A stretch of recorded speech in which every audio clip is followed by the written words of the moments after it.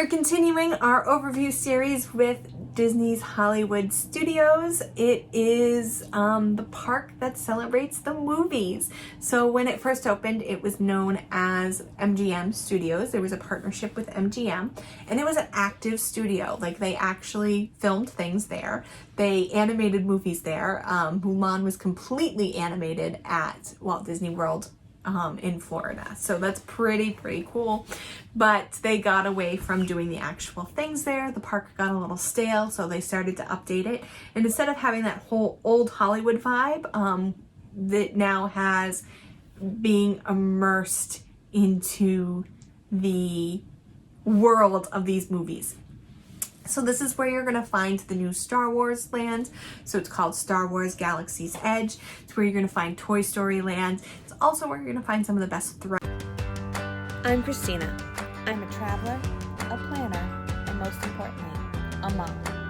I'm sharing my best tips to make traveling as a family a little less stressful. So put down your phone, pack your bags, and let's showcase the world.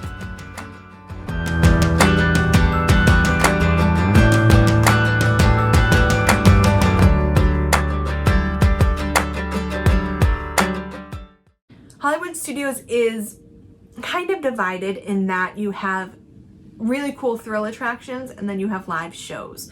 The live shows are still a little stale. They really haven't been updated in 30 years. So if you have young kids who don't love the thrill attractions, there's not going to be a ton here for them.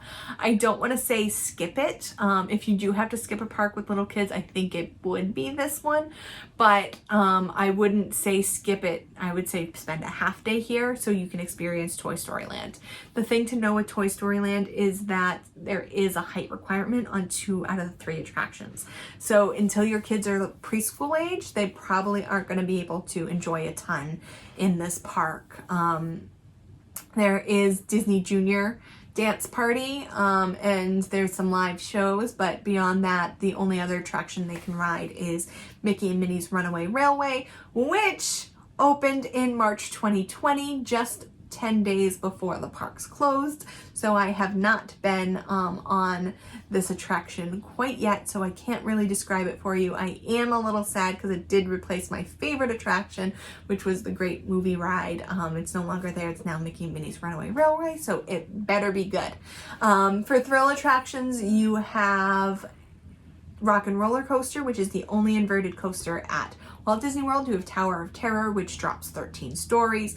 You have Rise of the Resistance, which is also a very new attraction, very popular. You do have a virtual queue for that, so it doesn't offer fast passes like some of the other attractions. It offers a virtual queue, so you have to get to the park in the morning to get your virtual queue, your space in the virtual queue, and then it will tell you when to come back.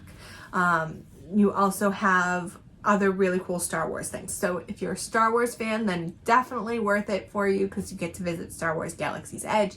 You can fly the Millennium Falcon, you can build a droid, you can build a lightsaber, you can just hang out in Galaxy's Edge. I could probably hang out in Galaxy's Edge all day, just kind of seeing what's going on, listening to the cast members talk about these elaborate backstories that they've come up with, eating the food there, the food in, there's no table service restaurant, but the quick service restaurants in Star Wars Land are really good. I also like the quick service restaurant in Toy Story Land. Woody's Lunchbox is really fun as well.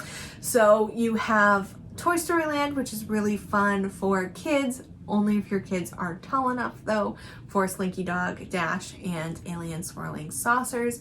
Everyone is tall enough for Toy Story Midway Mania, but unless you can really get involved in the, you pull a string and you get to toss virtual things at Midway games. It's a fun competition game.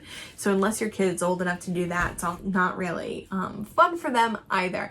You can meet Toy Story characters. You can meet Minnie and Mickey. You can meet some Disney Junior characters. There is a Disney Junior character breakfast. It's not the best food, so I would only go there if your kids are really into Disney Junior.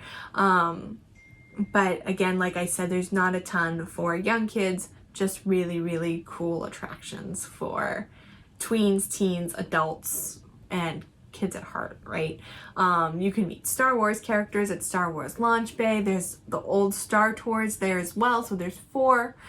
Star Wars attractions, 3 Toy Story attractions, again, Mickey's Runaway Railway, and some shows as well. Like I said, the shows are pretty stale, and I don't think necessarily really fun unless you're trying to kill time between fast passes, or your kid is really into the movie that it's based on. There's Indiana Jones, there's Voyage of the Little Mermaid, there's Beauty and the Beast live on stage.